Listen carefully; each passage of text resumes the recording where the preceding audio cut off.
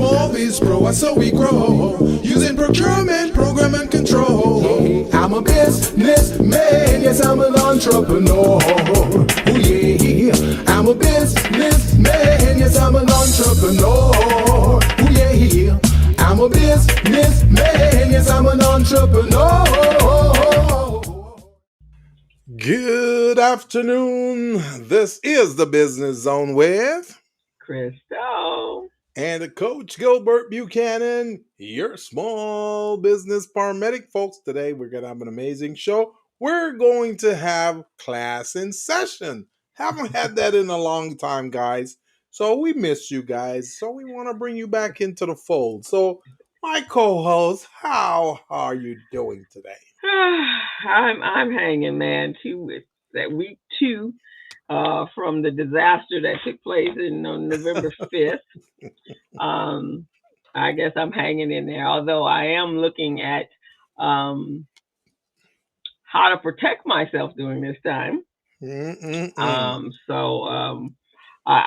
going to be of the resistance team, not the sit back and wait and let them destroy me team. So I'm going to have to look into some self defense classes, some taser gun classes, and some mace classes. Because come after me, and it ain't gonna be like it was when you went to Africa to get us. Come after me, and they'll see. Yeah, I'm gonna take from the Maroons from Jamaica. That's what I'm talking about, man. We don't play. No surrender. No surrender. But you're looking good today, co-host. So gotta hand it to you. I appreciate that, co-host. You're looking much younger. Like 20 years younger. Thank you. I'm getting some sleep. See, I need to do that, man. I'm not getting any of those. Yeah, I have to take my melatonin so I can make sure I get some rest. So at least I won't be homicidal when I wake up every day. So get some rest, and you can keep your mental state in its place. That's a good thing. And how about you? You know what is crazy? What? I was coaching a couple of clients the other day, man, and I'm talking about the back office and all kinds of other stuff. And I noticed some words were coming out of my mouth that I didn't recognize. You falling asleep? Did they wake you up? I said, what am I talking about? And the participant was just looking at me like, huh?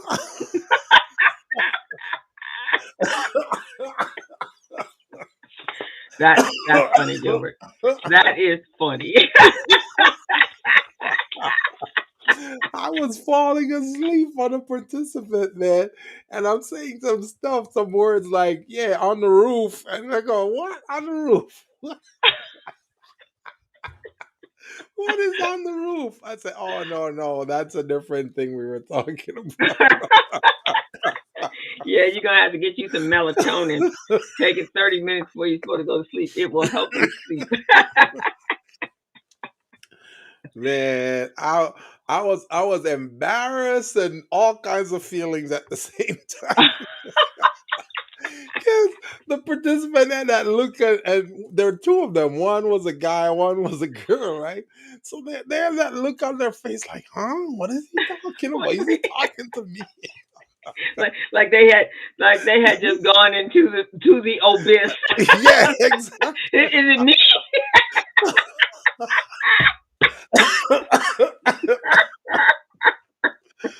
Oh, that's funny, Gilbert. But that's funny. So yes, I really need to get that sleep, man. Yeah, sleep is.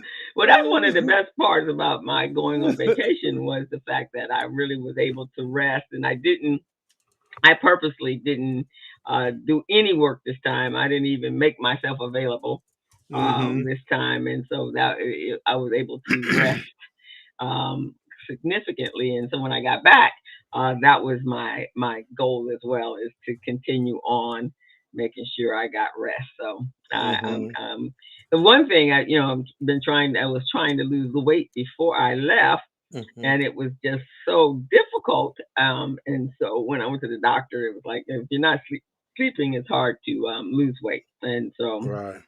all righty, well, let me get my bottom into a way to sleep. And trust me, we're gonna need all the rest we can get so we can be alert. See who's knocking on our door, who's showing up in our communities. Right. Who are you? You want to be able to have the head on the swivel, man, and you can't be on the swivel and fall asleep. So yeah. Oh man. Yeah, so that's it. I had some great I did a lot of coaching this week. Good. All of my clients moved over because I wasn't around for the Yeah. pretty much the majority of October. So they all booked for November, and I had back to back to back to back, but some really interesting businesses, Right. some unique businesses. Um, but this is interesting, and I'm sure you see this. Although your clients are really coming to become certified, so Yeah. they generally have a different type of business. But there was kind of a common theme. Helping our people or helping our business owners see beyond the next door, right? Hmm. And so that's kind of what I focused on with my clients this week is that we really got to think broader, and we got to get Hmm. out get out of selling just to in the neighborhoods Right. and spread out the entire state and then the entire world globally, so that we can open up opportunities. And I think it's going to be more important than ever throughout the whatever is going to be we're going to be encountering over the 4 years. I agree. I agree. So we gotta. So everyone has to think with a broader mind, or as I tell my kids in Biz Camp, Biz Institute, go that we need 3D level, a three-dimensional thinking going on, processes going on, Hmm. right? So we can't just think of one way to sell a product or service. We have to think of many ways to drive that revenue into our pockets, into our companies. Well, we actually started last week when we did that program on how to do business outside of the U.S. Mhm. In countries that are about 6 hours away. Mhm. So that was a good start right there. A lot of people called me and said, "Hey, that was great. I really like that because I never even thought about that." And Yeah, yeah, that was a great start, and opening up your mind. You may be right, able to do it, you exactly. may not be able to do it, but you do have to. You do have to. You do have to contemplate Yeah. what are some options that I have, and how can I, even if we didn't have the pending doom that's on the other side of us, even if that wasn't the case, we just have to start looking at we have to look at things differently. We Oh, really we have truly to. do. Yeah, and how can we expand ourselves, because if we can't generate more revenue and different types of revenues, then we've kind of locked ourselves in to a box, and Yeah. that's what we don't want, is to be locked into a box. Um, and we can't, and we have no movement. We can't move because we're just stagnant in that place. And then of course your product or service could become stale, or serve this shelf life, and then what, right? So, and then they're really stuck with stagnant revenue that's the same year after year after year. Yeah, if we don't look at other ways of doing business with other types of clients in other regions, then we're just going to become organizational dry rot. Yeah, And I like that. that just mean that our businesses are going to just disintegrate. It's not going to grow, it's going to stay stagnant, and then bad things will happen, whether we start getting overtaxed or whatever. But usually when a company is experiencing organizational dry rot, is never a good thing. Then you're forced to change. You're forced to make changes. and Mhm. we don't want to go there. We want to have planned change instead of forced change. Right. So Exactly. Right. so what we covered last week was very helpful, I believe, to many of the entrepreneurs out there. Different countries that they can consider conducting business in, like the Caribbean, Jamaica, Trinidad, I think the Bahamas. We looked at Canada, looked at the UK, South Africa. We did Germany, didn't we? Well, it was pretty much a great cross population across the country. We first started with countries that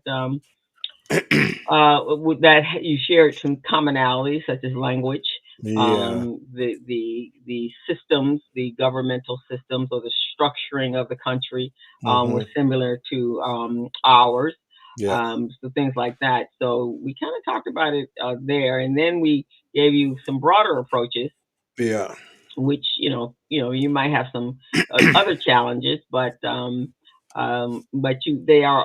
can overcome them, and you just have to do your research, and I think that's in everything that we know Yeah. is doing our research so that we can make sure that it will truly work for us um, in for our businesses. And then it's we're talking for the next 4 years, but if you do it right, this could be something that could be a permanent fixture in your life. Is making sure that your business can thrive in other locations. And it's good that we're kind of getting ahead of things and making these types of plans, because the topic that we're going to cover today, it plays right into that. How to thrive during turbulent times. I mean, we went through that in 2020, some turbulent times, and now, 4 years later, we're approaching that again in the economy. So we have some key strategies that we're going to go over here today. As a matter of fact, we got about 10 of these key strategies that we want to go over. So, for our viewers, our listeners on the pod, this is the Business Zone with Crystal and Gilbert. We're on every Friday from 3 to 4:30.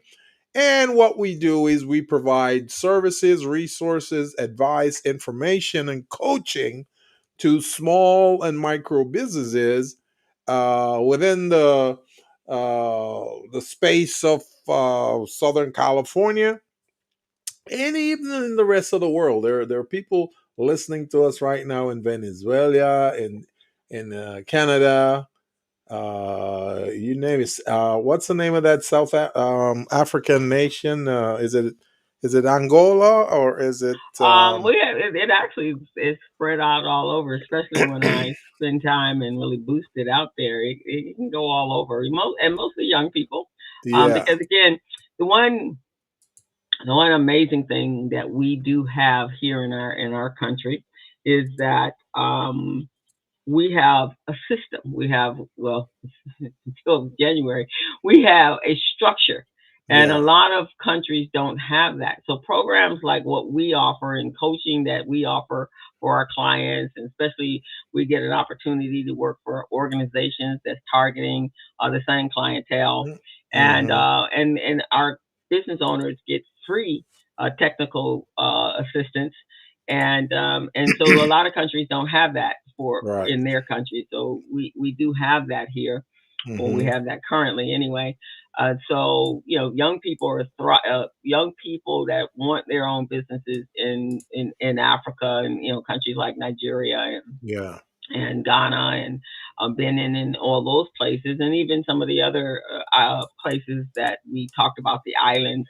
They don't have those resources. So, but Right. they want to be entrepreneurial. They want to have their own businesses because a lot of times they don't have jobs, and Yeah. so the best way to create your own economy is to have your own business. So a lot of them are listening around the world as to what we're saying, and it's important. That's why. this podcast is valuable is because Mm-hmm. we share, the vast years of experience that you and I have accumulated, and we're Yeah. sharing that with you. And then we're also interacting in real time with with our clients. And so these are real circumstances and real instances that we're providing you with solutions for. So it's not like Mm-hmm. something that we just read in the book. Right. We actually encounter this every single day in our Mm-hmm. practices. So that's the thing. So yeah. So today we're going to talk about thriving in turbulent times. So in 2020, um, we didn't have an advance notice or a like you do with tornadoes and hurricanes Yeah. and monsoons and things like that. Mm-hmm. We didn't have that. We didn't have Yep. that notification to say, "Hey, get ready." Um, a pandemic is on its way, and it's going to devastate the economy globally, and so here's what you should do. You didn't have that. You just one morning you woke up and they're like, okay, the world is shutting down, Yeah. and until further notice, you guys Wow. just figure it out. And that's kind of where we were. Well, That was now scary. it was scary, right? 'Cause, and Yeah. then you isolated in your home, and if you Mm-hmm. had the ability or had been already working remote like you and I were, Yeah. the simulation was quite seamless.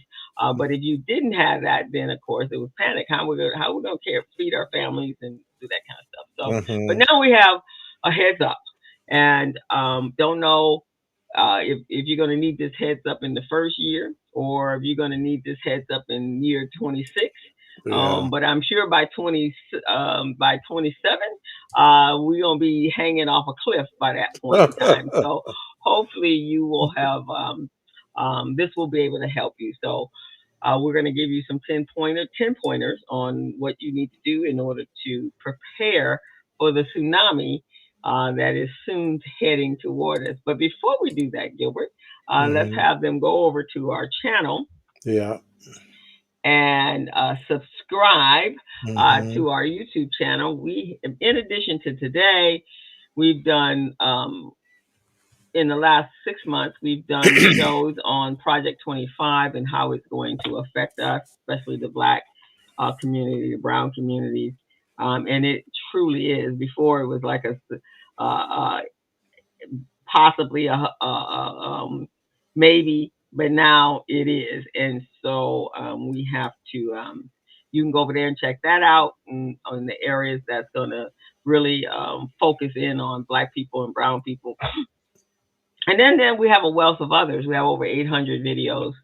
We've been on the air for 8 years, Mm-hmm. and you can find all types of class and session and instructional how tos and then meet some guests that have been successful in their businesses, and which is a networking space for you. So we do want you to go over there. So hit the subscribe button and go to our YouTube channel, and then hit that subscribe button. Like us, because that will help us continue to grow. We're on a pathway to really grow and providing you with this great information. So that's our little commercial. So we're going to be saying that throughout. But Gilbert, before we move into our topic today, there's a couple of things I want to talk about, well, to Mm-hmm. share with everyone.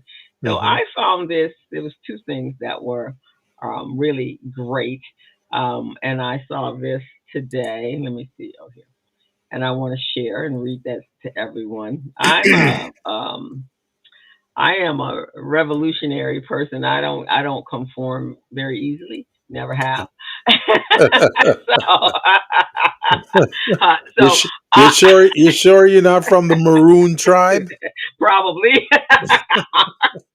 so the first day it was like, whoa, okay, you got to go into a deep depression, and then of course you come out of that with, okay, I'm either going to sit this one out and not do anything and just put my head under the sand, but that's not my personality.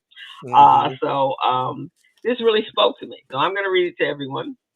And then I'm going to share another video with you on how you get stuff done. So, Mm-mm-mm. in the coming weeks, people who don't believe in your rights will expect you to be the bigger person or to forego your power to bend to their will.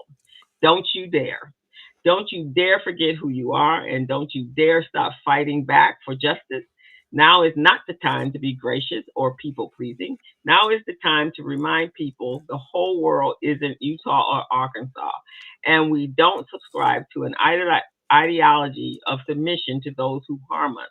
Now is the time to get reconnected to your inner power, your intuition, fulfillment, joy, right to stand up for yourself and for your communities and your purpose. Resist any form.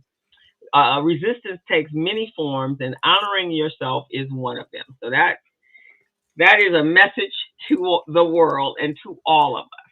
We cannot be submissive. We have to take and stand in our power and resist this craziness as much as we can.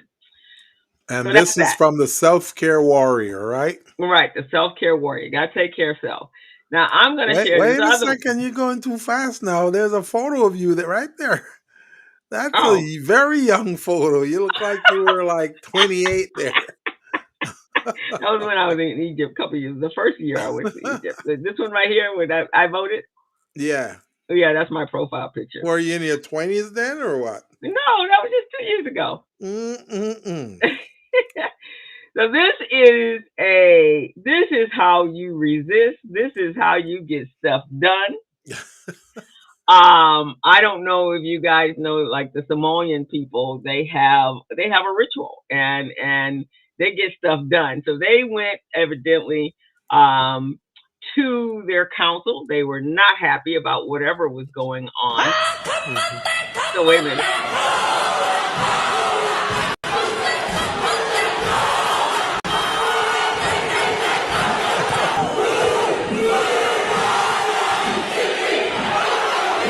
So where's this? Is this it?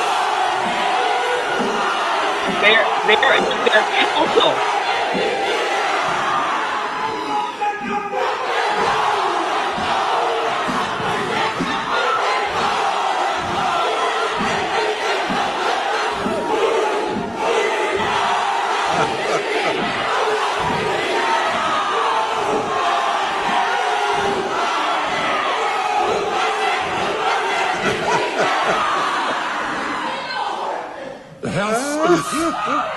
The House is suspended until the ringing of the bells.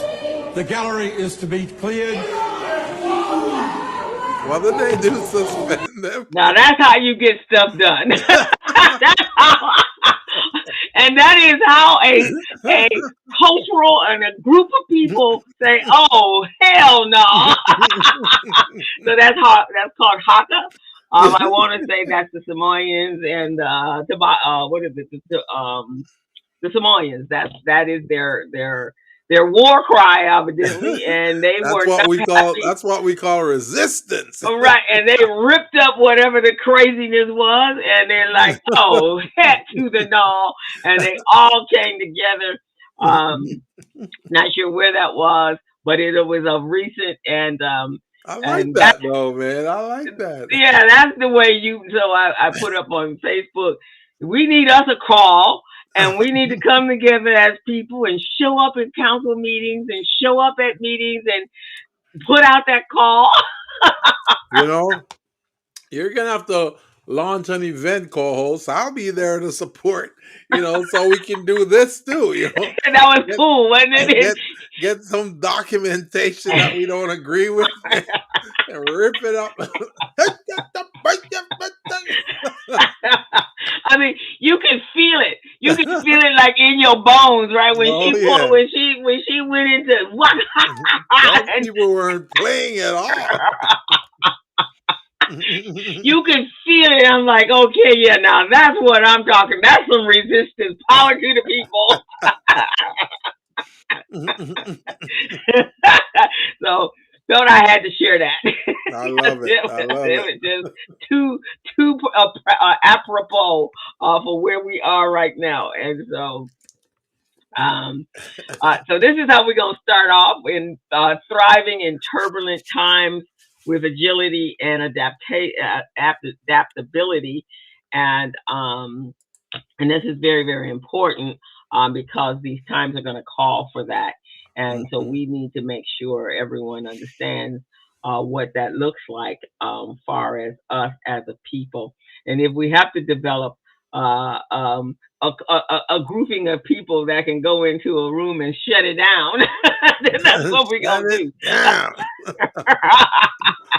Man, we gotta propel that resistance, man. Right, Let exactly.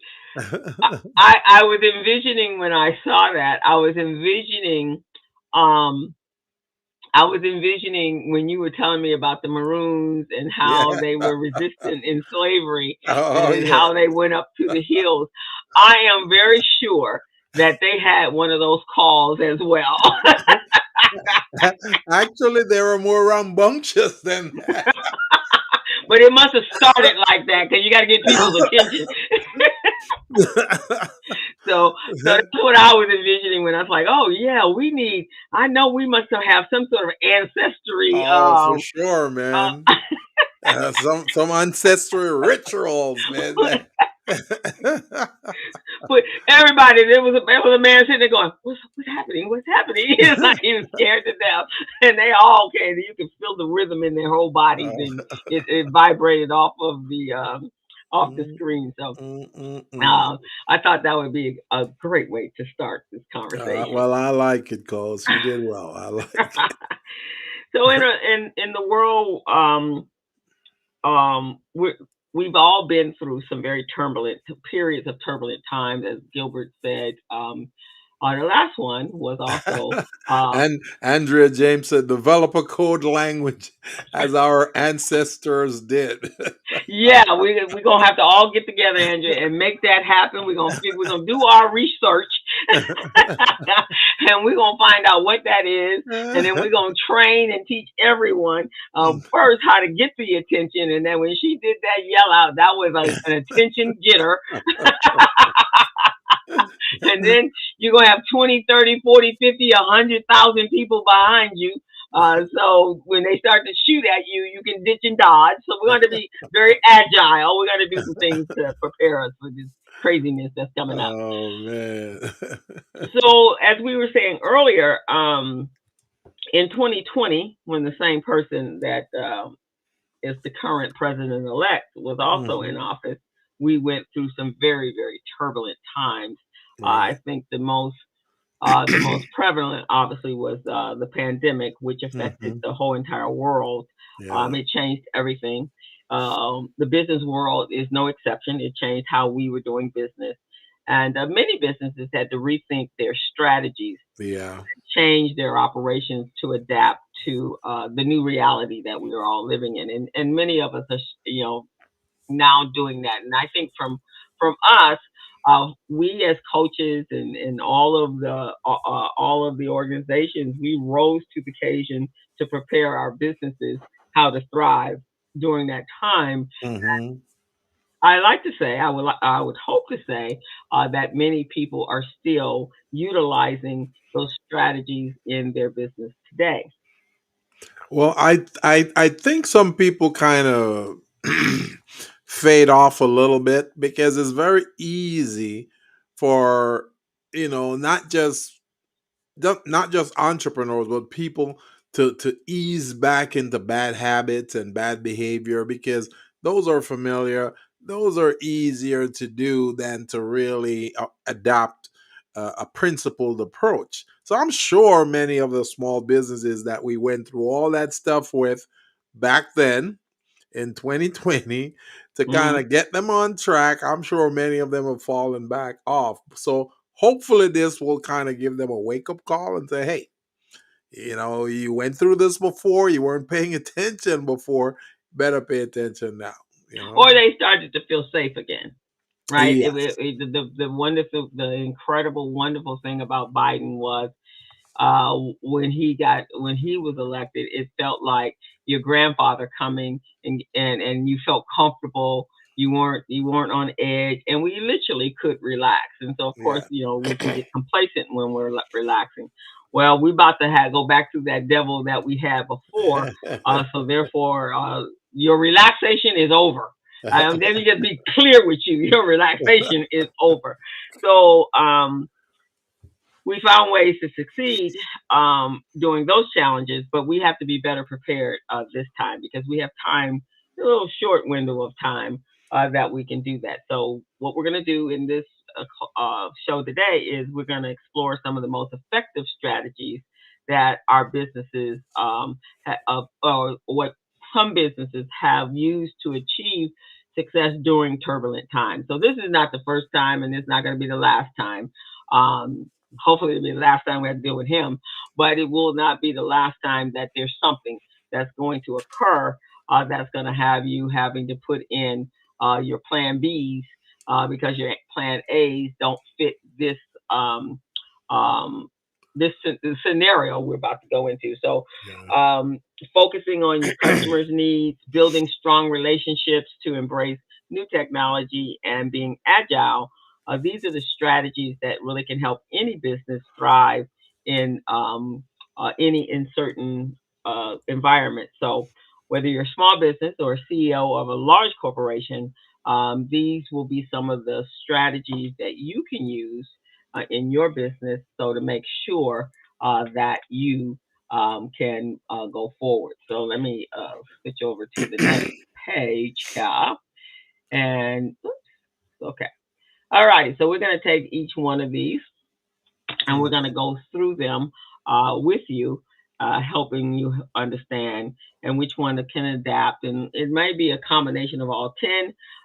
It may be one or two because you're already pretty focused on some of these other areas. But these are some of the strategies in it. So now last week we did, if you got to go, you got to go. Yeah. but this week, if you can't go, okay, this is what you need to do: hanker down and get prepared for the storm that's about to come in. And you can also adapt this to if you have to go and do hanker down. So these are and we're going to continue to do this until we are making sure that everyone's prepared for what's about to happen. So these are the 10 areas. 10 key strategies. Yeah, 10 key strategies to succeed during this time. So you want to take the first one, Gilbert? Sure. The first one is understanding the current business climate, and that's really important because Okay. if you're gonna if you're gonna make changes or you're gonna adapt to things or you're gonna modify or tweak things, you need to understand what the current business climate is, and is there hidden uh are there hidden dangers or opportunities or whatever is out there. You need to know that. So, in order to thrive in this time, this turbulent time, it's really a good thing to have a deep understanding of the business landscape. And the business world is evolving. We all know that. And it's very crucial for us to stay informed, adapt to the changes taking places, know what resources are out there that we can utilize, take advantage of. I know I've been receiving emails from LISC, LISC, that organization. They got all types of grants out there. I know the county had one too. So, take advantage of those types of things, see what's going on, analyze the market trends.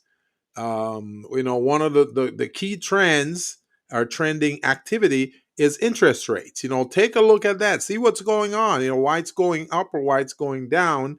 And when interest rate go up, what are some of the things that you need to be paying attention to? And when it goes down, what are some of the things you need to be paying attention to? So these are things that, we're not just going to live and exist anymore and say, well, the interest rate is going up, so it's okay. Or the interest rate is going down, so it's okay. No, we need to understand why it goes up and why it goes down. And when it goes up or down, what are some of the best things to do at that time in terms of investment, in terms of growing your business, in terms of reaching out. Just like we talked about earlier, we talked about conducting business abroad in other countries that are closer, six hours away. Those are things we need to look at. Things that are, provide certain dynamics in shaping our industry. We need to know what's going on. Um, Involve ourselves in conducting researches. Take a look at what type of research can be done. I know this past week I've been doing some research on how I can incorporate certain services in my website. I had some meetings with some clients, and they're corporations, but they don't know how to do their meeting minutes. So that's one of the things I wanted to incorporate to help those small businesses in Small Biz Pro to have a component that does meeting minutes for them, or they could go there and obtain their meeting minutes from that, which they can get in minutes. Yeah, and Play on that's a word there.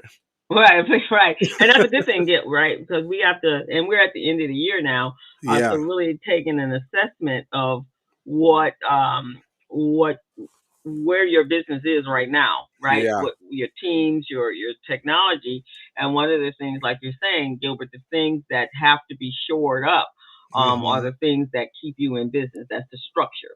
So really Yes. making sure your structure is strong and identifying any of those gaps. Hmm. And then what you just said is also, and then this is the first principle of being in business is how can I solve what I know is a given problem Yeah. in the work in the space for my client, and how can I come up with a solution? So Gilbert's been in business for quite a long time. His product has been around for over 20, for a while as well, 20 something years, and Hmm. so he's still making he's still improving it. Yeah. He didn't leave it like it was when he first started it, but Hmm. he's now still looking at, okay, what else can it do, Right. and how can it address some existing problems that I some problems out there that I know exist, because I see it every day when he's Hmm. talking to his clients. Exactly. So Exactly. and that's the first principle of when you start a business is how can it what problem am I solving, and what is the Hmm. solution Hmm. that I can bring, what problems are out there, and what solutions can I bring to be the best solution to solve that problem for a potential client. Yes. Yes. Yeah, Yes. so vitally important. So the next one is embracing agility and adaptability. So one of the things we definitely found out during the pandemic, you had to know how to pivot quick, right? There were people Yes. that didn't know how to use Zoom. There's still people that don't know how to use Zoom, Right. but there are people who didn't know how to use Zoom, and all of a sudden you found that that was not just in the business world environment, also in your personal world. The only way Hmm. you could communicate with people outside of your home of quarantine was through an online platform. That way, you could actually still communicate and still do business. So there were some people that adjusted to that. They adapted to that with speed, man. Gilbert and I was already using the platform, so it was no big deal for me Right. to get into that space, and I still use it. It's one of the most valuable tools. But I also marveled at the number of other companies that all of a sudden augmented their services Hmm. to the Zoom platform, like Right. the note taker. Oh my God, I could not do without Phantom. And I tried all of them, and Phantom is by far the best one for me. Yeah. And when it's not coming on, when I'm having a meeting, I'm about ready to, like, okay, we can't have a meeting today until I get this up. That's how dependent I am on it. I'm sorry, we can't. If people make a meeting, nope, can't talk to your phone. Let me send you a link. Right. This is Right. how. Right. So that's being able to identify again those problems, but being agile is critical in being successful, right? Because you got to be able to adjust to things that are unexpectedly happening to you. Mm-hmm. The marketplace is going to change. Some of the things that I can personally see that's going to be a major problem is there is going to be a tremendous increase in cost of products and goods Mm-hmm. because people were very confused exactly how a tariff works, and the tariff, the country don't give you money. So that's the first thing. They're not handing you over checks because they be penalized. No, it's not like that. They're No. going to they're going to tax, and that's what a tariff is. Everyone, it's a tax, and they're going Yes. to tax the person, the vendor that's purchasing from them, the supplier, and Right. then that vendor is going to be increasing, going to have to increase their costs on their products because that's the only way they're going to get it to the market. So that means Mm-hmm. the cost coming back to you is going to have to trickle down to you, the consumer. So now, if you thought cost prices were expensive before, you ain't seen nothing yet. Yeah. So Yeah. for those of you that are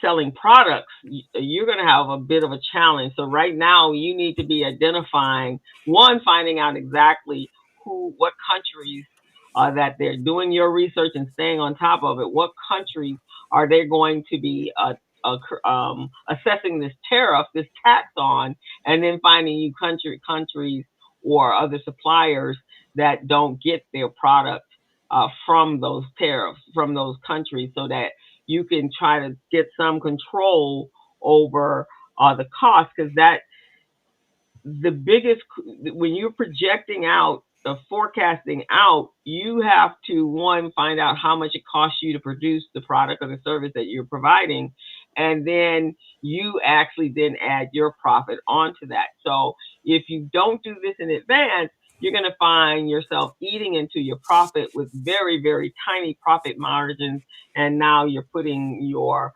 business in danger because you won't have the cash flow in order to run your business. So you're going to have to do some adapting to that. You're going to think out the box. You're going to have to experiment with some new ideas. You're going to have to embrace some calculated risk. Should I do this? Should I do this? You're going to have to discover some innovative solutions, some unique opportunities, and develop a competitive edge with that. In that, you're going to need to be leveraging technology. So there are a lot of you still resistant with AI. AI could be your best friend for the next 4 years. It really, truly can, because it can help you come up with some ideas that you don't even know about. And then that will give you a starting point for research. So that's important. So you want to also adopt some other cloud based solutions and automation tools that can help you become flexible during this time. So that's one of the that's extremely important, figuring out how you can be agile and also adaptable to whatever the situation. So you're gonna almost have to go, what if this happens? What if Yeah. this happens? What if this happens? How am I gonna handle all of these what ifs, right? And And how do I adjust? doing those what if scenarios really speaks to your mindset. It speaks to the entrepreneur's mindset as to, okay, how agile and adaptable are we, our Mhm. organization? And one of the things I recommend, co-host, is that entrepreneurs should be willing to do stress tests. Do a stress test on your business. See how quickly Mhm. you can retrieve certain documentation. Like we have Small Biz Pro that does it in 6 seconds or less. Mhm. If you're out Mhm. in the field, just do a quick stress test. Okay, I need these 3 documents right now. Let's see how quickly I can get those. I'm going to log into my system using my smartphone. I'm going to Mhm. log into Small Biz Pro, or whatever back office system you're using. Okay, how quickly can I get this? Because you never know when you may need to produce certain documentation or certain type of information to a client or a potential client when you're far away from your office. So, doing a stress test like that. Another thing is do a stress test on your system, your organizational process. You know, how does it work? How cohesive it is, how efficient is it? And you want to see, what happens. Go through your standard operating procedures, see how that works.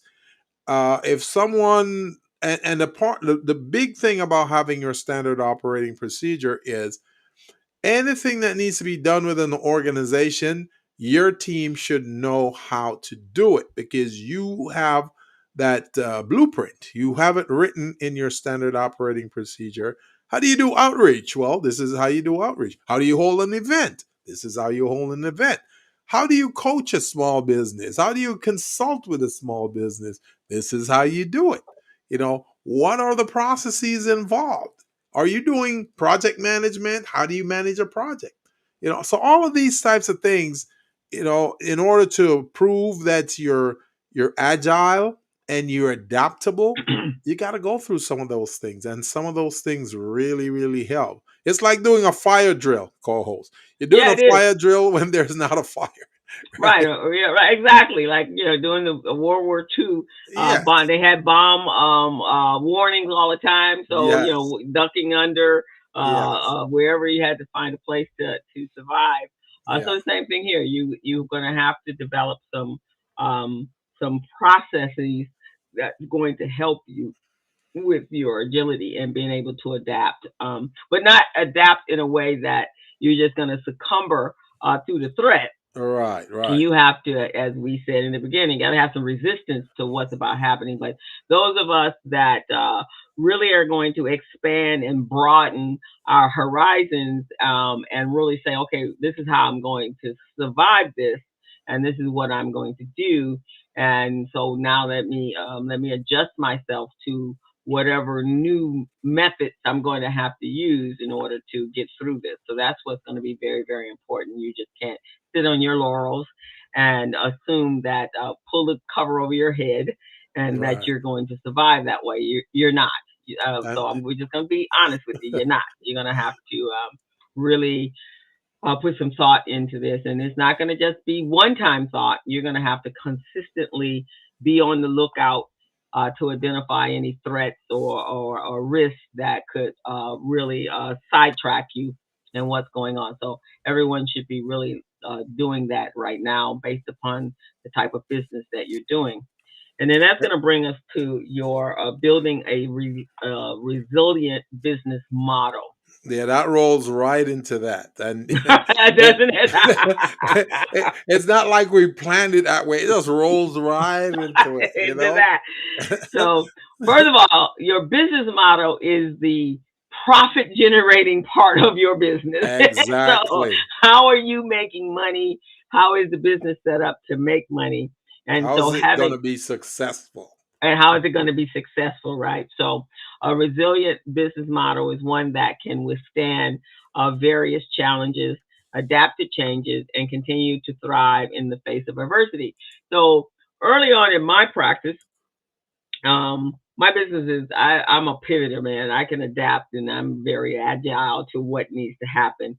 And I'm always doing research. One, because I have to do that for my clients.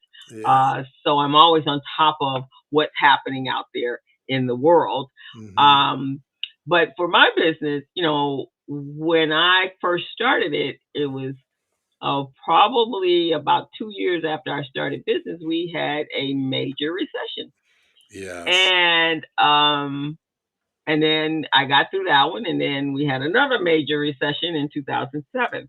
So, but in the early days, what I did was with that first recession, I like, okay, I need a business that uh, is recession proof, is challenge proof, and is always going to be needed. And that's when I started focusing more on accounting and bookkeeping, which is where my core competencies were, skill sets were.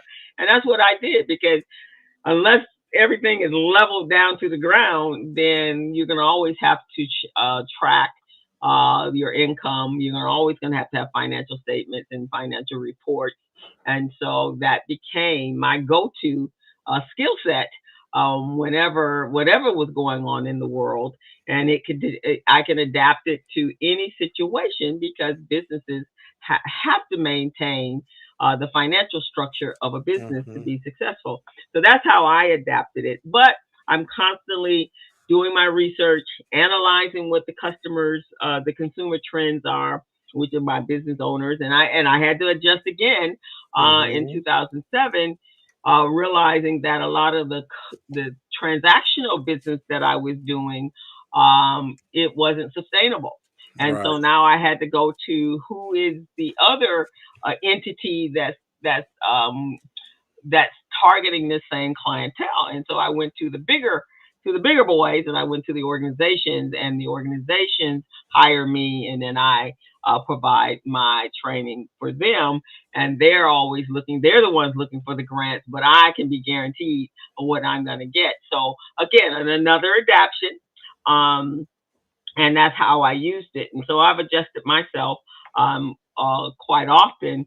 But what it does is when you're doing your research and understanding what's out there and what's about to come, um, you can anticipate and you can make the necessary changes that and or identify the disruptions that may come your way. So that's the one thing.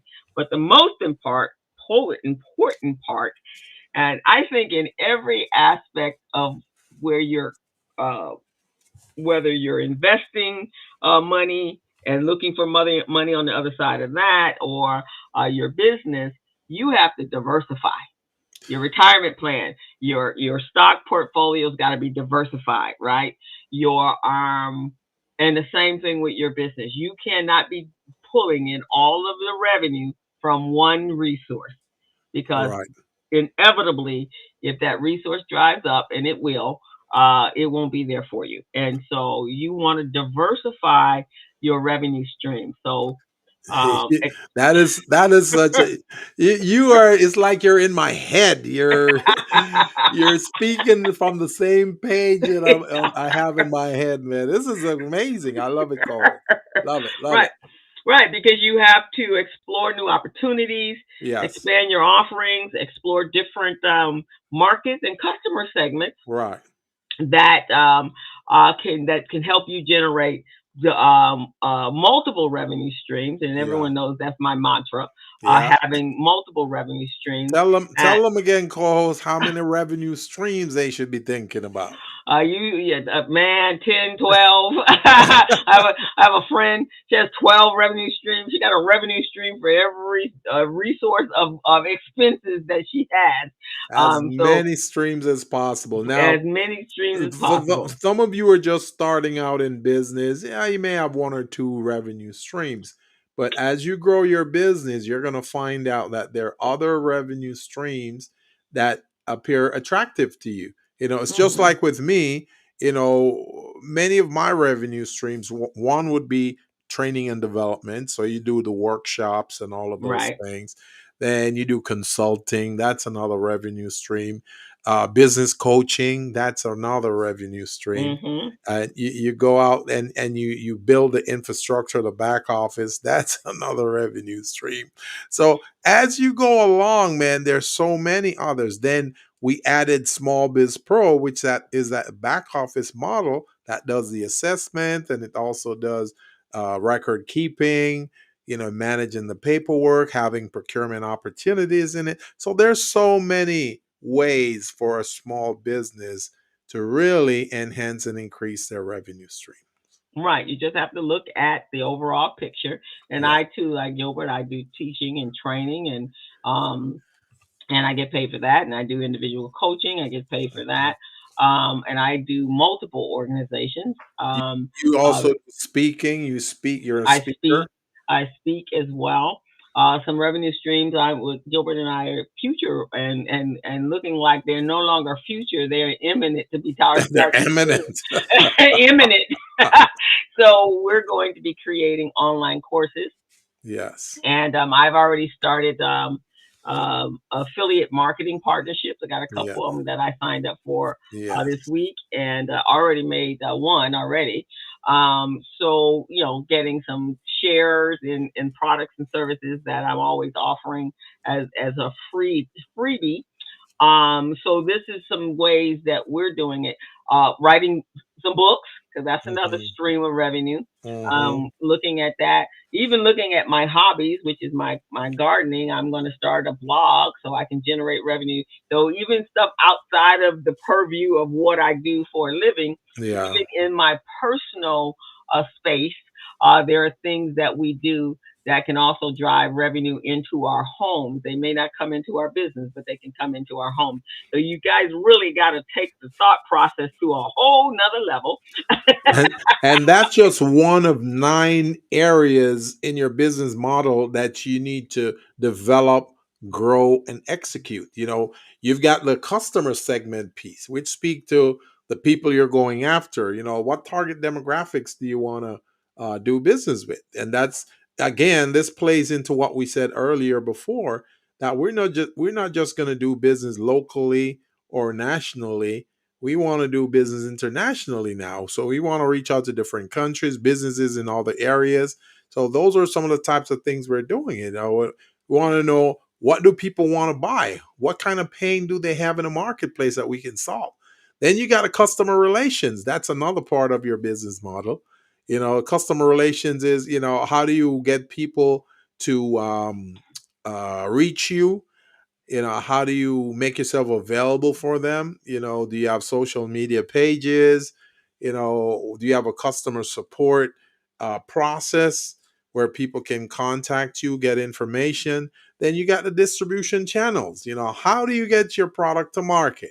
My co-host just talked about one where we're going to develop classes and provide these classes online.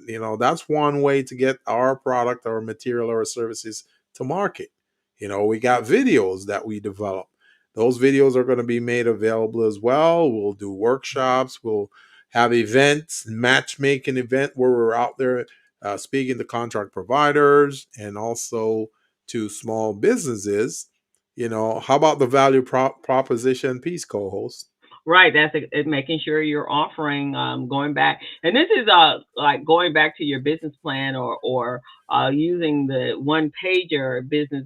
I call it the business lean business model canvas, or business model canvas, where you're looking at the 9 segments that we do business in, and that's the customer, which Gilbert just spoke on, your value proposition, how you reach those, your distribution channels, your the key offerings that you have, the key partners that you need, Mm-hmm. and revisiting them, and having a conversation. And for those of you that have products, you really need to be identifying and talking to your supplier to see what they're doing on their side and how it's going Yeah. to affect you. Because I guarantee you, they're doing this process as well, and adopting and investing in new technology. That's what we're talking about, Yeah. increasing and creating a course. So we have to make an investment into technology so we can streamline our courses, our offerings, and then be able to offer them on a broader scale.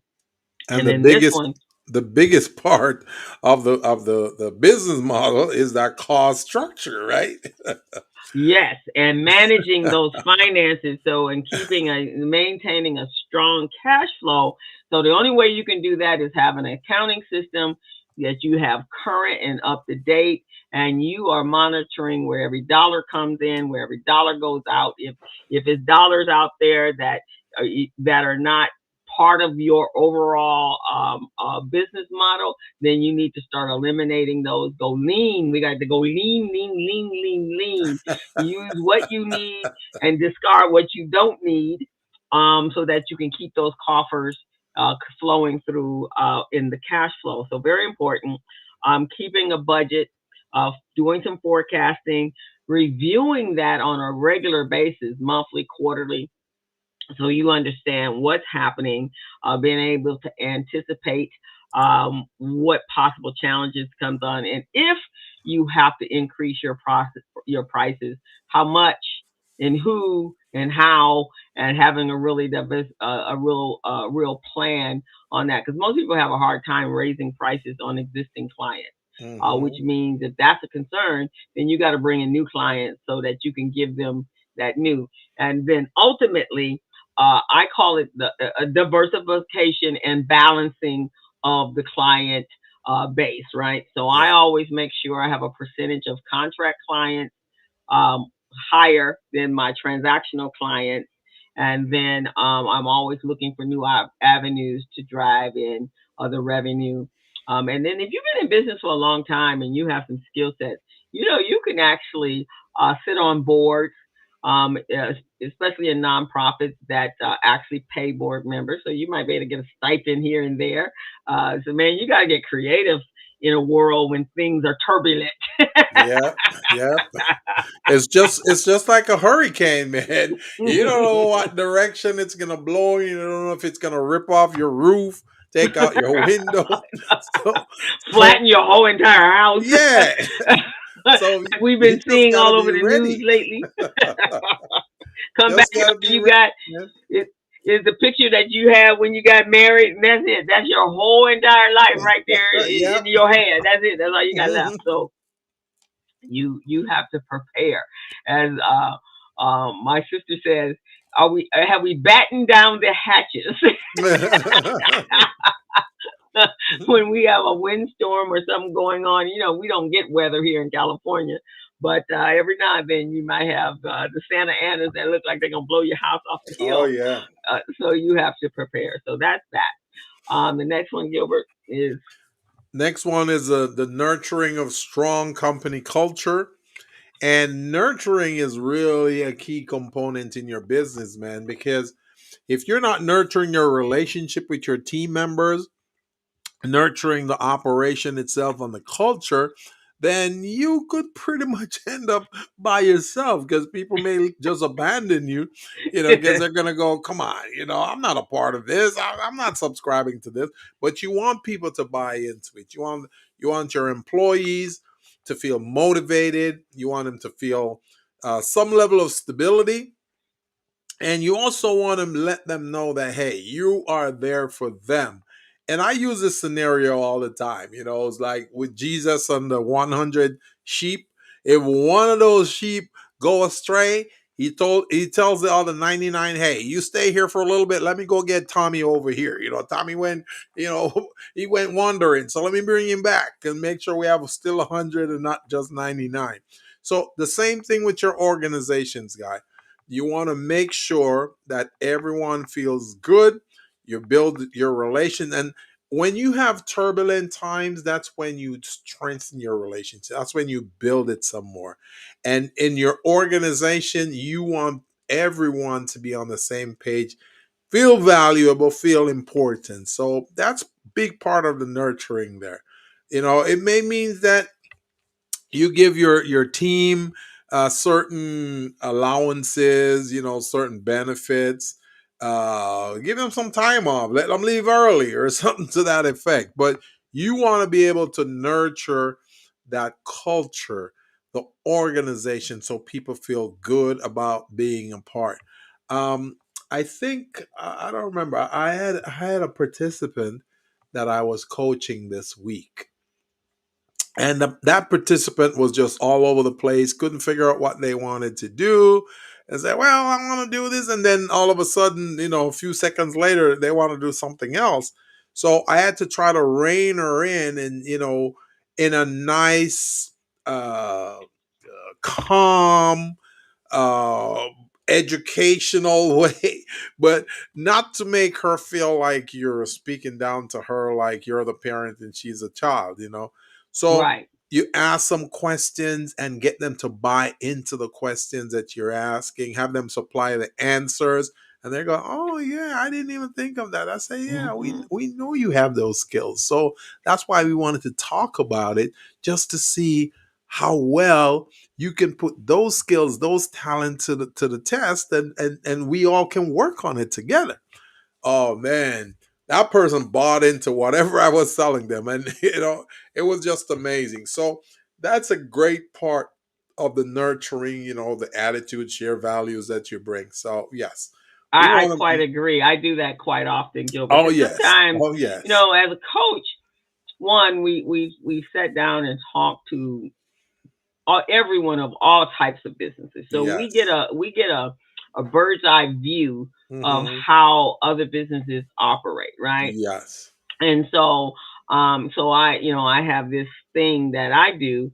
I'll listen to them, and generally they're pretty short-sighted or linear. Hmm. Let me call it. I'm gonna use that word, linear, Yeah. in their offerings, right? And Yeah. then I'll go, I'm just sitting here thinking, if I were you, if was my business, what would be my approaches? And so then I kind of go into a whole thing that I do on, well, I might take this approach, I might take this approach, I might take this approach. Right. And here's why, and then I'll give them a reason why I would do that, and then I'd Hmm. also give them, what the outcomes could possibly be, and they're like, Right. wow, I never thought about that, Right. right? And Exactly. and then And certain things that we think is so complex and so or simple to us, to them it's like, whoa, never thought about it. So never thought about that, right? But we're truly entrepreneurs. So yes, entrepreneurs think of every opportunity that you can yes, make some money, right? So, yes, if I was going to do this business, this is what I would do. yeah, And then they're like, "Oh my god!" And they're just writing. You know that you got them when they start writing furiously, right? All of a sudden they're exactly. like, "Oh wow, wait, can you slow down a little bit?" And then I'll say, "Well, it is being recorded. I'll send it to you." Yes. But helping people see beyond the things that are obvious, and Hmm. seeing things that are behind that. Yeah. And if you do this, then this can happen and this can happen. So therefore, you're actually creating a culture. And then now, what I would like, if you have employees, include them in Yeah. this like brainstorming, right? Yes. They Yes. are also got their own experiences with Hmm. your customers.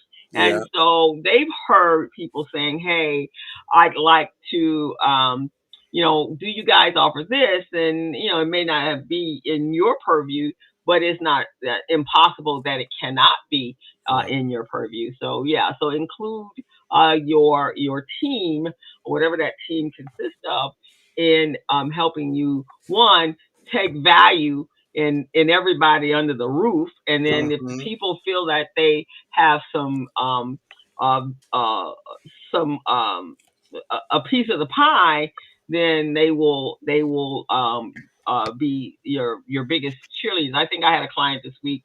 She's a fitness trainer and has a gym. And Uh-huh. fitness trainers and hair salons have the biggest issue of keeping their teams together. And when those Uh-huh. teams leave, they take your customers with them.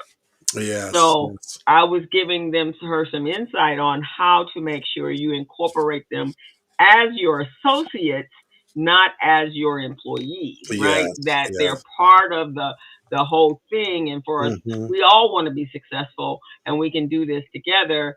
And you don't have to go find some other place, pay rent and all that sort of stuff. We can do that Hmm. all together, but don't hold everything so close to the vest, and it make them feel that you really don't need them, because Yeah. Make then them feel excluded. excluded. So it's Right. inclusion we're looking for, not exclusion. And then there's Hmm. some ways you can incentivize, and that's just like companies that have salespeople. That's why they have competitions, Yeah. and they have percentages, they have commissions, they have profit Hmm. sharing.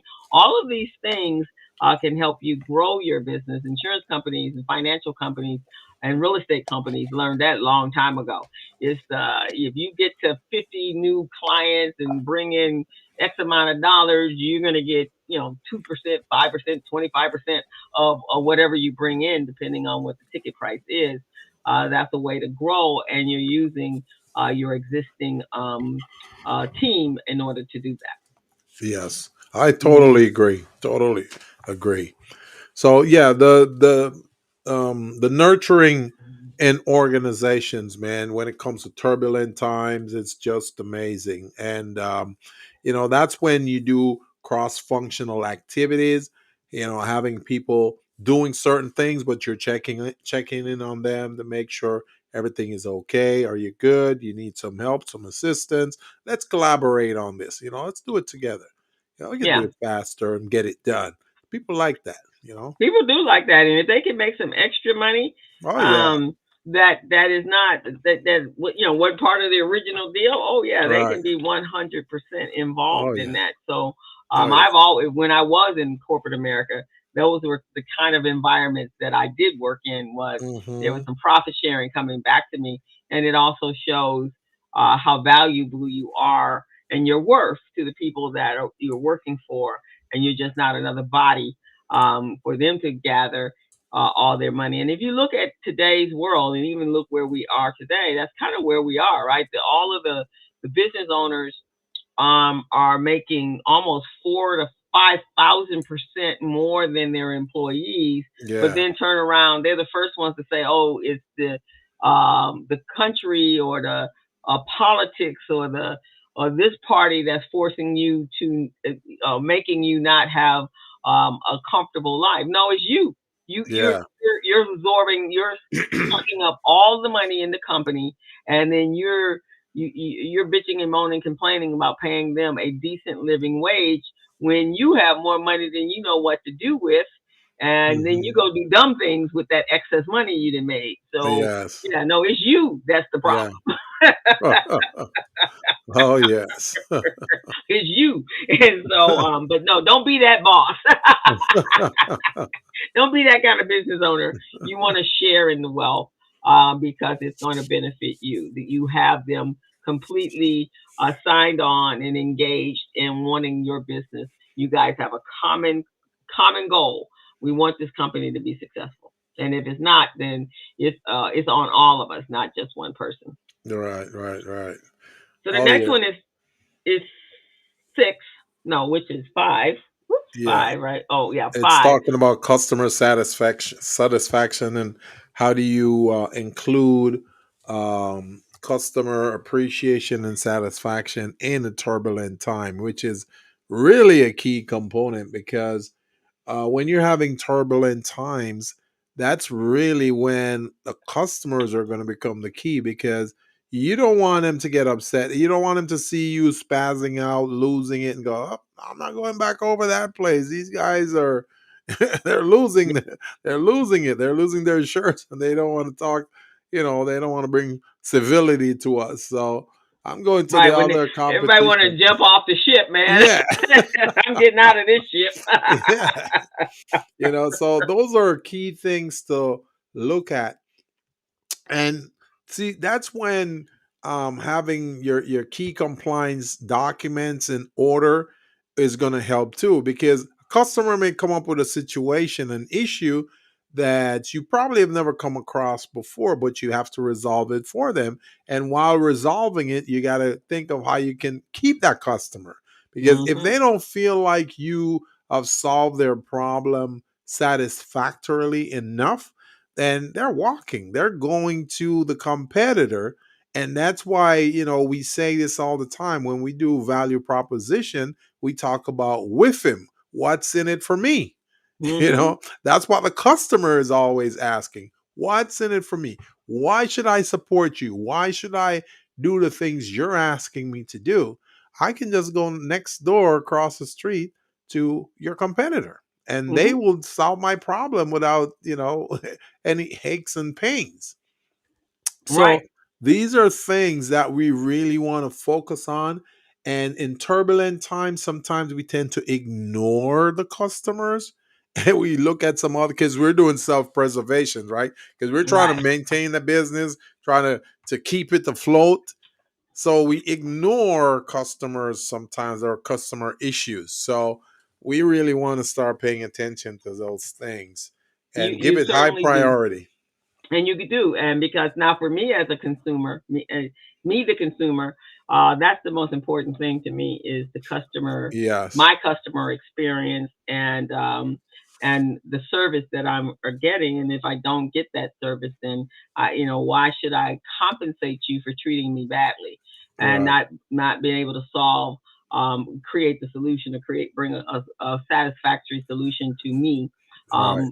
because I'm is what is it is about me, right? I'm Yeah. the consumer. I'm spending Yeah. my money, my hard-earned money on you. So I want to make sure that you understand that I'm spending my hard-earned money and value that. So if I don't get that, Yeah. um, that's it for me. I'm gone to your competitor. So, but on the same note, I put myself, since I'm putting myself in as a consumer on my in my business. That's how I think. If Yeah. I were going to be my customer, what do I need to receive, right? So I'm going to Hmm. give you the same level of service that I would expect, and the same level of experience that I would expect if I was the consumer on the other side. So even Right. sometimes when some customers that you have like really test your wheel, Yeah. I still come at it with that same concept. And then if it gets to that place where I see that we can't come to a meeting of the minds, then I take the proactive step to say, hey, you know what, maybe I'm just not the right place for you, so let me see if I can refer you to someone else. Right. Right. And so again, so it won't damage you in the long run, right? So you want to head it off before it can get to a place where it's not going to work. But mostly we truly do try to give it our all, um, and make sure in that all that we can satisfy them. But sometimes, not all customers are to be your customers. And you also have to know, as business owners, sometimes your customers outgrow you or Yeah. you outgrow your customers. And so Yeah. you have to be honest about what that is. And then you have to be honest up front what you can do for them and what you cannot do for them. Hmm. Because then that way you won't encounter those. They won't have a bad experience, and you won't have a bad experience Right. Right. Right. either. Right. And, So. and one of the things that a client called me, and this is the second time a client called me and asked me this question. She was spazzing out, man. Hey, they're telling me they're going to charge my company money. She has an LLC.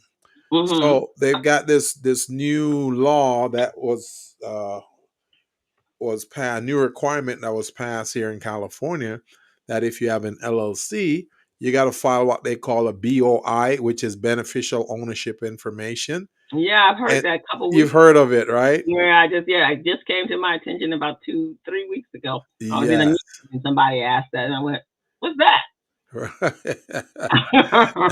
So it's a part of the US Treasury, and Mhm. it's about financial crime enforcement, right? Okay. So they're making sure that companies have systems set up to protect against that. And I'm for it. I'm 100% for it, based on all these scams that's going on right now, where people are tapping into your credit card system and stealing money from you, and you have to go through a whole lot of things. So this is part of it, where as the business owner, you got to fill out this form, the BOI, which is beneficial ownership information form, and it Mhm. states that you're the owner. It speaks about the level of responsibility you have, and any Okay. type of solution that should be brought about if um your company ever get involved in anything like this. Now, like I say, sometimes you don't go out looking for it, it comes to you. You got Okay. Okay. fraudulent people out there doing stuff. So there are Right. certain forms that you fill out, and you got to file those forms. You can e-file it. So many of our clients are hearing about that, and whoa, what is that? So now they're spazzing. So that's a turbulent situation that's coming our way. So now we got to keep them calm and say, hey, don't worry about it, this is what it is. And I have a link that I found online. So I Mhm. use that link, and the link has a video in it that explains, a little 5-minute video that Okay. explains how the BOI works, and why companies need to fill it out, and how they can avoid getting into trouble with the government. Mhm. Okay. So that's one of those situations where customer concerns become a big attention getting type issue that you as the business owner, you just got to make sure you keep them calm, you give them the data, give them the information so they better understand what it's all about. They even have FAQs on there, Oh, frequently okay. asked Okay. questions. I'll have to go and look for that, or send me over Yeah, that I'll link send so you I I'll can. send you the link right now. Okay, because I do those type of workshops on that structure Yeah. for the organizations, and I just added the one yesterday, the one you and Tina were talking about, the Oh, PCI yeah, DSS. PCI I just added compliance. Yeah. the compliance, so I just added that, so I can definitely add that as well to that workshop because It- I again. get to I get to find out I get to find out that the PCI compliance thing that we talked about, Hmm. they're jacking me $124 a month as my compliance fee, because they're claiming that I wasn't in compliance. And I'm going, what? That's not true.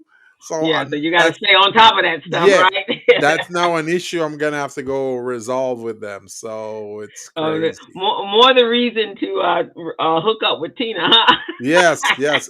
As a matter of fact, we had a meeting. We had a meeting this morning, Oh, and awesome, awesome. and she brought up the point, and then I checked with my merchant account, and that's Mhm. when they were telling me that's the cost right there. So we're resolving it. But I'm putting the link here in the Private in the chat. chat right now for the Okay. BOI.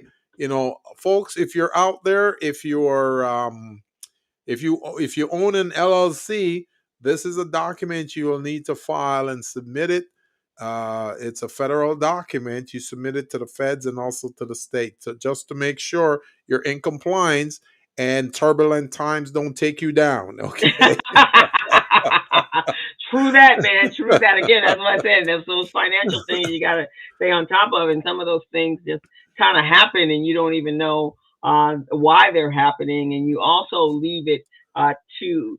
You think your bookkeeper has done it for you. You might think Yes. your a CPA has done it for you, but they may not have. So you got to be Right. on top. I had a client yesterday that was really upset because let me just show that to everybody.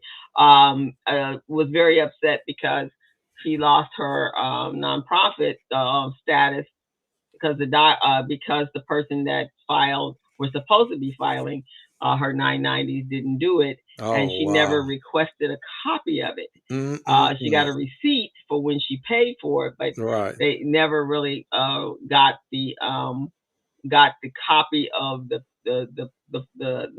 taxes forms period at all, and so of course they don't like send you notification. When they send you notification, it's too late. They already taken care of it for you. So she has to start all over again, Yes. and that does Wow. happen. But you are the business owner. You are the owner and the custodian and the Gotta stay on steward. top of it, You got to man. stay on everything, and that's why Gilbert's software, Small Biz Pro, is good for you because it lets you know Yes. when things are expiring. So sometimes you have to Exactly. have that technology, and so that's where it's Yes. going to take us leveraging technology and digital transformation that can streamline, can inform, can reduce in,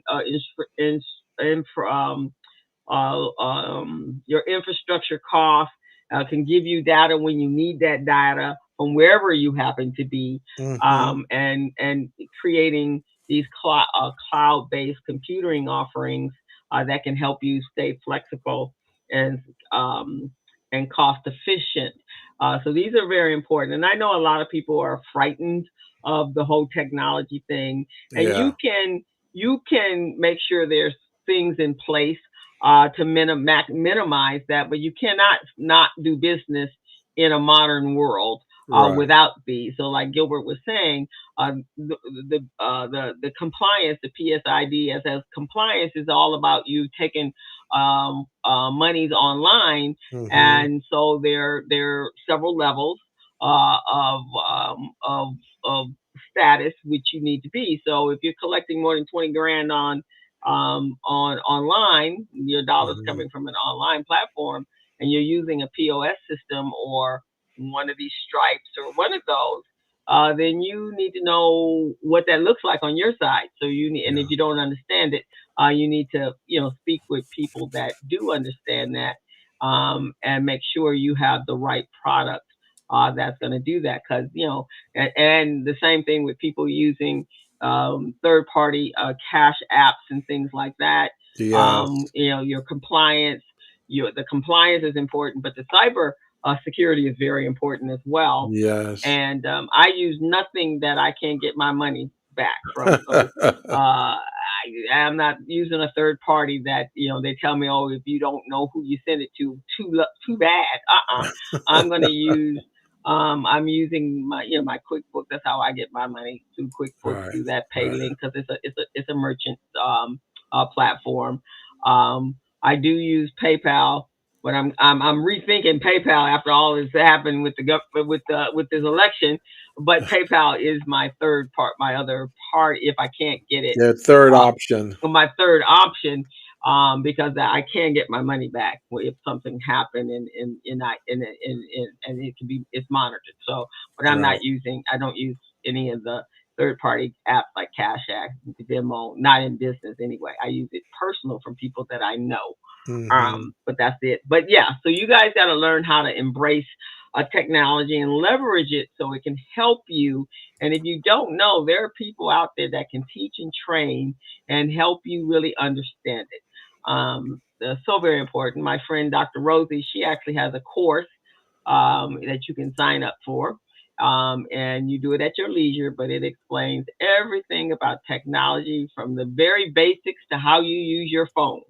Yeah. And also for seniors, you have to be really careful about cyber security, because it seems like when you turn 50, all of the hackers from across the world seems to know it's your birthday. And you the one with the least amount of information about technology, and they come at you Yeah. like they you are a direct target, man. So you truly need to enhance your And abilities. and see the strategy that they use, co-host, the strategy that they use to get you and get you, like being unsuspecting. Uh-huh. They send you a barrage of emails, man, a lot of emails. So you don't even know which is which. So you go, I just want to get rid of these. So you start clicking on stuff. Next thing you know, you click on a link that you're not supposed to click on. And that's how they gain access to your personal information. Right, You know? exactly. So you got to be much more careful and not gullible to the things. I mean, when I answer phones and folks are hounding me, like I told somebody this morning. So what do you want? You want to sell me an alarm system? You want to sell me construction? You want Yeah, to redo my house? You want Medicare? What is it you want? So exactly. so I can identify who you are and hang up on you. you know, I was watching this thing on YouTube. I don't know if it's a skit or not, but it seemed real, right? So Uh this scammer called this lady and tell her that he claimed he's calling from the Social Security Administration Department, and he's huh. saying, "Well, we have your Social Security number here, and there's a warrant out for your arrest because apparently you've scammed some money." And we got a warrant out for you. And she said, really? I am so sorry. I did not know that. Say, well, you can solve this today by putting it on your debit card or your credit card. It's going to be $1,500. That's the warrant amount. I'm going, wait a second, people don't pay for warrants. That's ridiculous.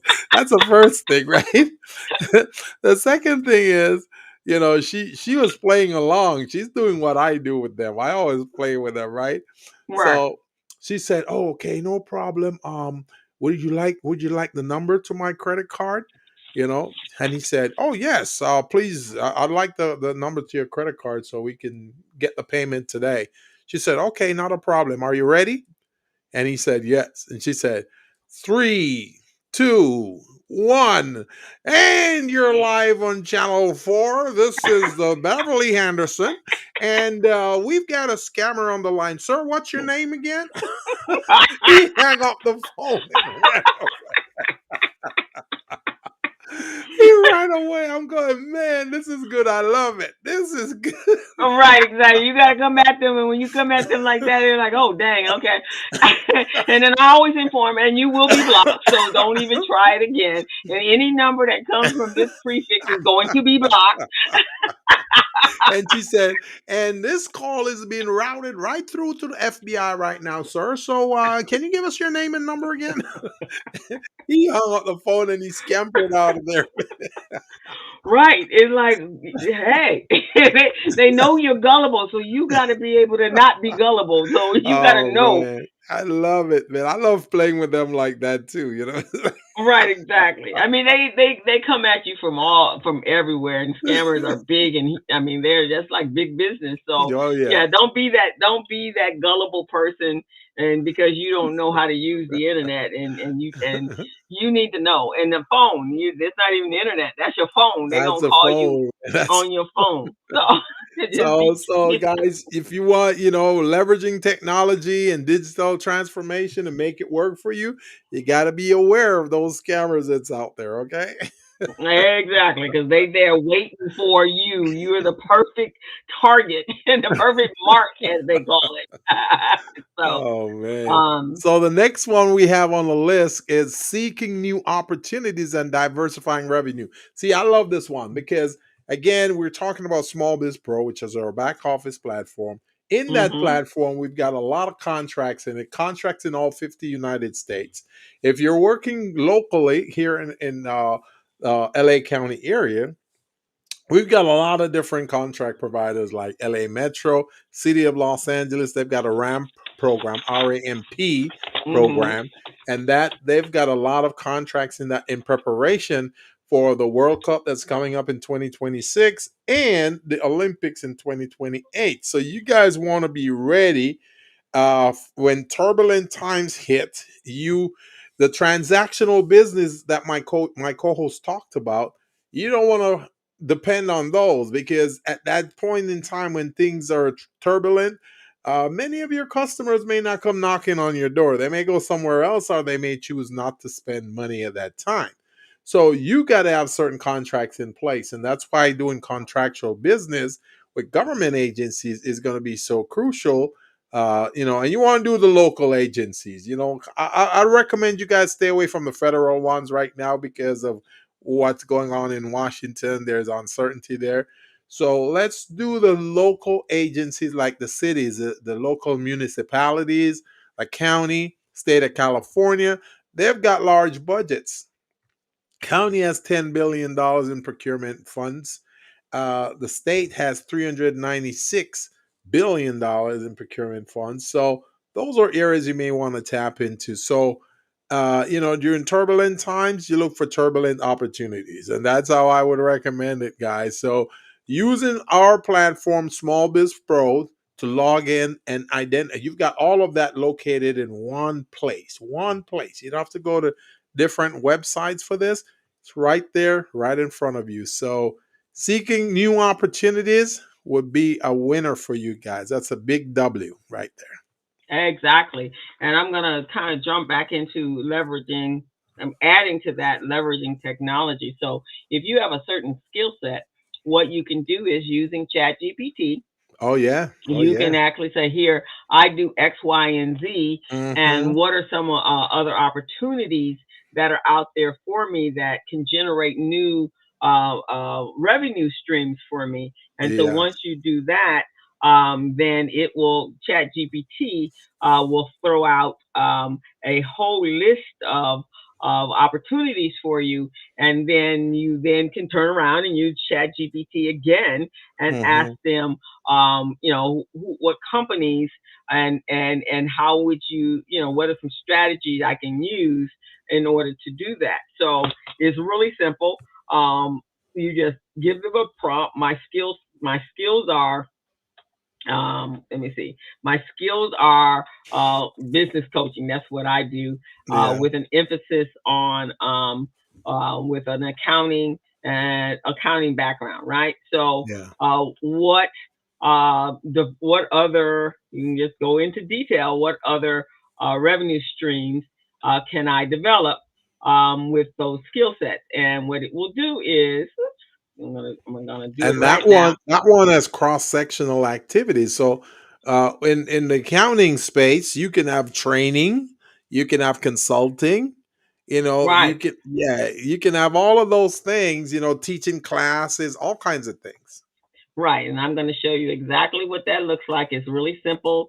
Like just like Gilbert said, it will consulting, online courses, workshops, ebooks, guides, group counseling, coaching, mastermind groups, membership programs, affiliate marketing, speaking engagements, writing content, financial coaching, business partners, franchising, and accounting software development. So that Hmm. gives me, then I go into deeper dives, and it gives Right. you enough information on how you could go about that. Now your job is, okay, what do I need to do in order to really develop this into a skill, into a new revenue resource for me. So it's really that simple, guys. That was took seconds for me to do that. But again, that's embracing um, that's embracing that's Turbulent. embracing these new opportunities. Yeah. Um, that's embracing technology. It's there. All you have to do is say, "Hey, I want to, and this is what I need," and then it just jumps right there, and it makes it happen for you. So Right.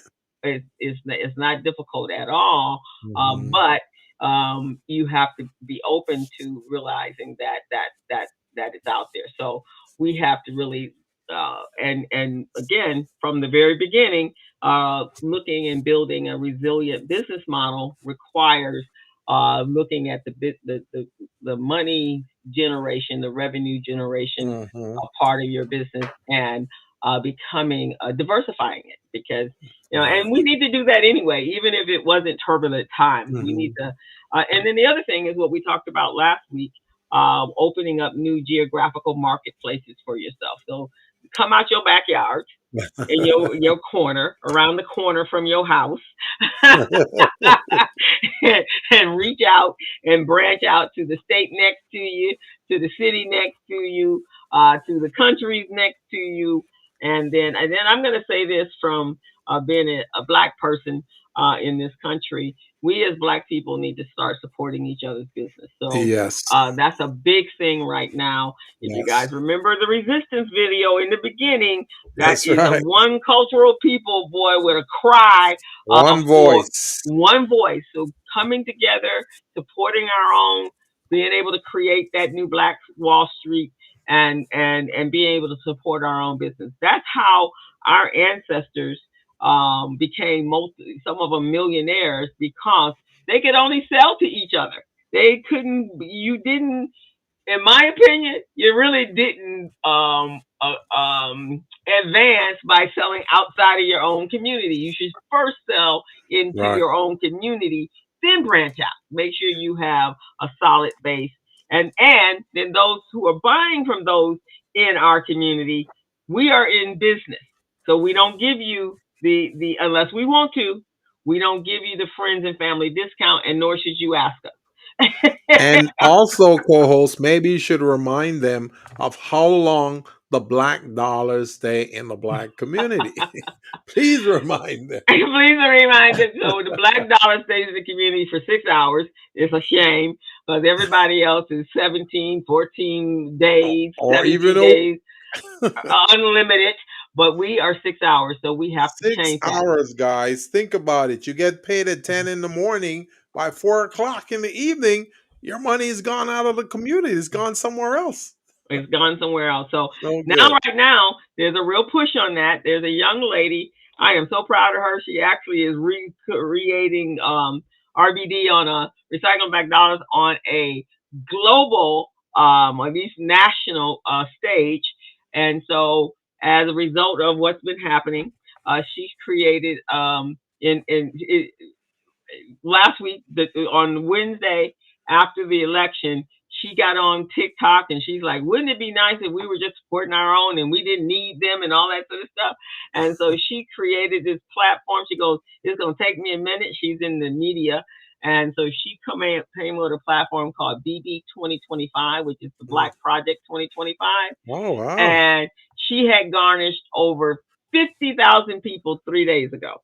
Wow, that's And amazing. and so they are like is like growing like wildfire. They have actually created a website.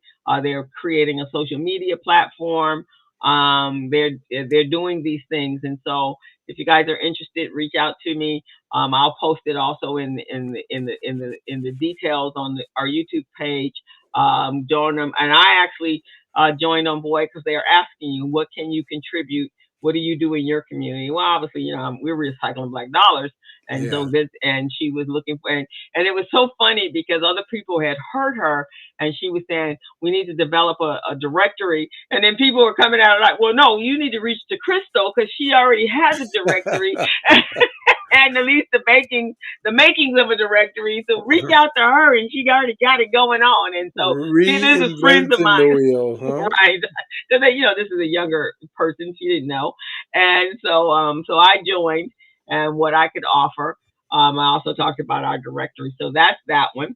Folks are coming off of Twitter. They let many people, over 150,000 people, quit Twitter yesterday, and they're now on a Really? new platform called Blue Skies. What is it called?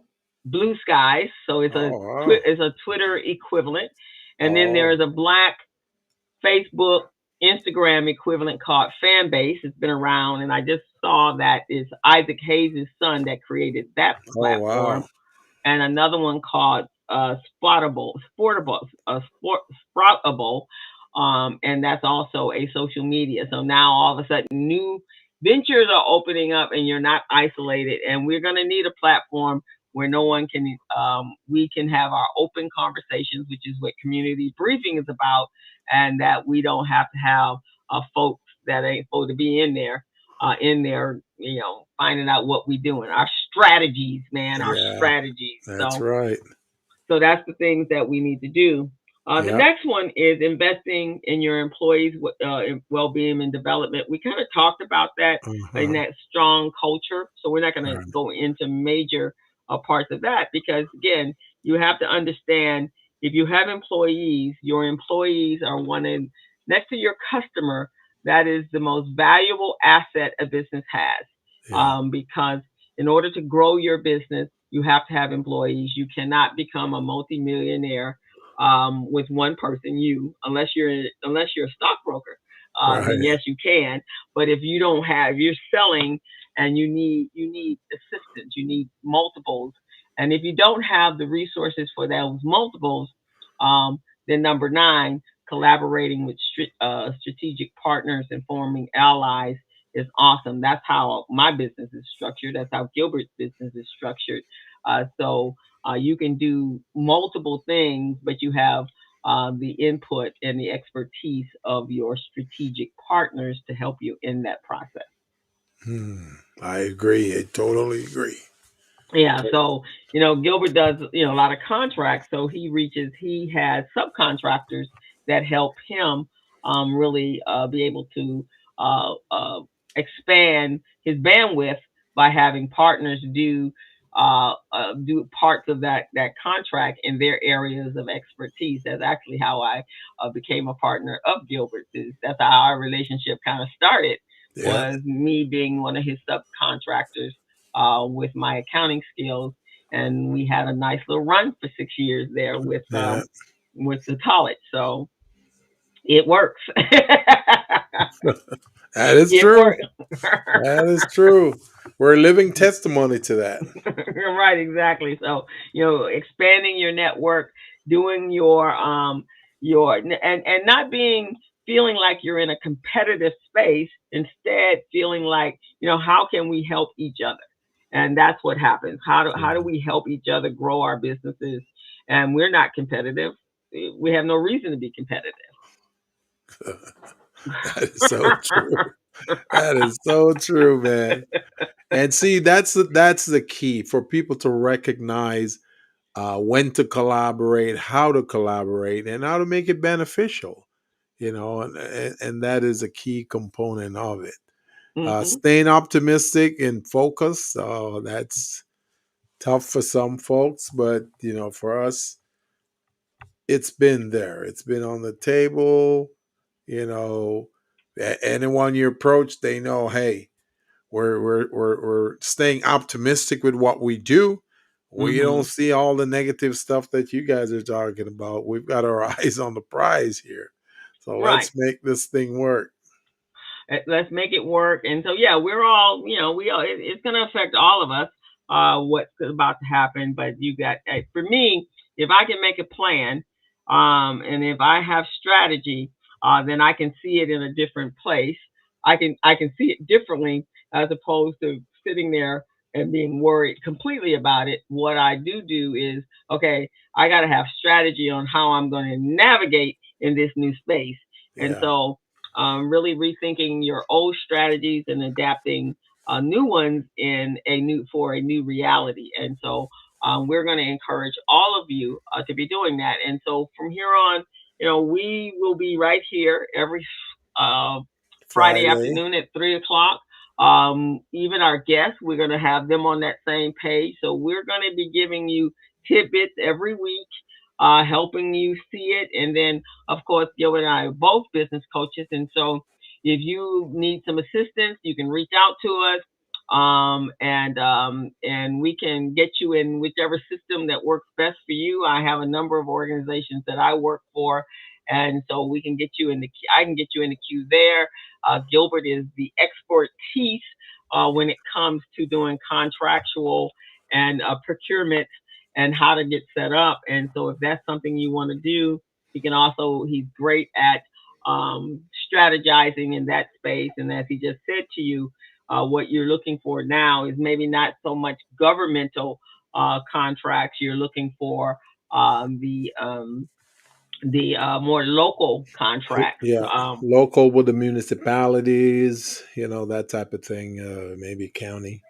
hmm Yeah. Right, exactly. And And then even Costco's and Costco's, Kohl's, Target, those people do Walmart. They do contracts as well. You guys may not be thinking about them, but they do contracts. So, peruse into their stores and kind of get an idea for what some of their needs are. exactly. And in the state of California, what is it, GSA, where Yeah. they buy products and services from vendors out there. So, Yeah. depending on what you have, but Uh-huh. governments use supplies, they use trash They use cans, everything. they use everything. School systems use everything, Yeah. and they get those from outside vendors. So, Right.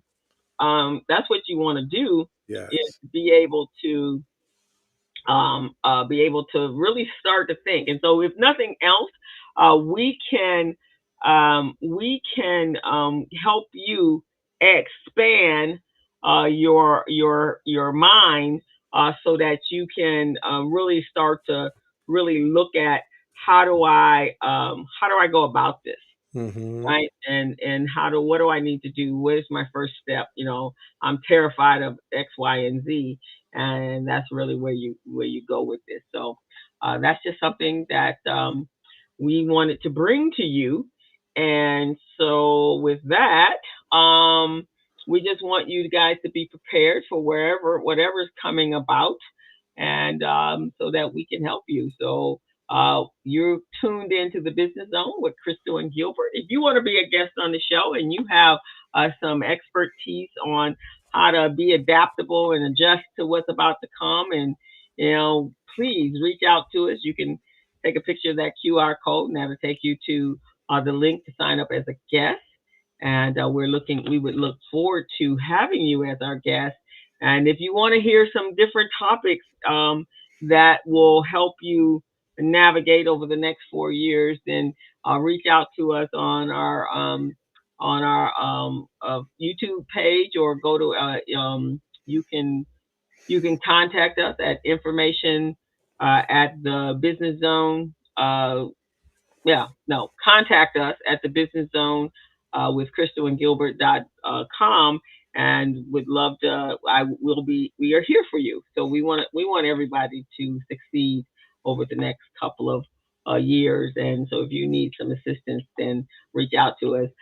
We'll also put our contact information in the chat, and I'll put mine in. And Gilbert, if you do yours, Yes. um, then they can reach out to us, email us.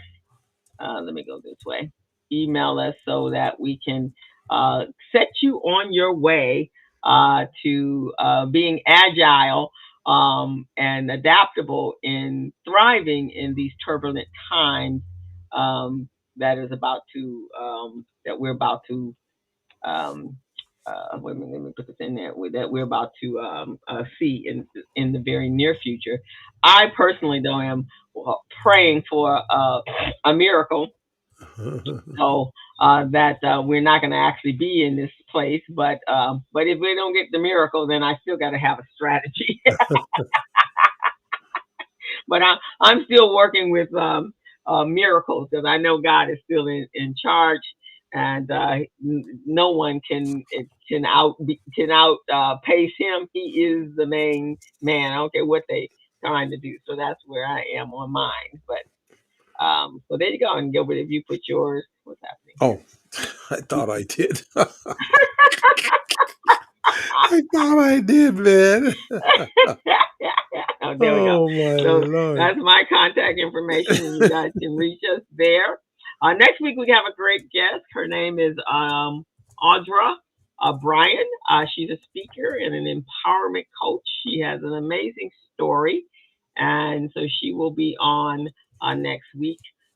She um, she had a turbulent time when she was 18, but she turned it around and used it as a motivator for her business. And so she is a TED Talk speaker, and she's done some incredible things as a result of the turbulent time she went through when she was 18. And now she's a grown woman. So tune in to us next week. And with that, Gilbert. I would like to say thank you all for tuning into the show. I hope you picked up some nuggets from my co-hosts and myself on how to navigate through turbulent times in your business. It's nothing set in stone per se, but these are just some strategies, 10 key strategies that you guys can look at. So, without any further ado, we'd like you guys to check it out. Check out this video. You can watch it tonight, watch it tomorrow, and make sure that you hit the subscribe button and give us a little like too. Say, hey, you guys are okay. Yeah, like us. It makes it better. And then for those that did tune in, Laura Bolton and Andrea, thank you so much Thank for you. joining Thank us, you. and pass it on, share it, because this is going to be the stuff that we are going to need in order for survival in this possible new world order that we're going to be living in. So And look and forward I'm gonna to. have to jump off this call right now, this show right now, because I got another Zoom conference call with a All righty, nonprofit so right after this. we're going to sign off. So we'll see you all next Friday. All righty. Thank you. And thank you, my co-host. You've been wonderful.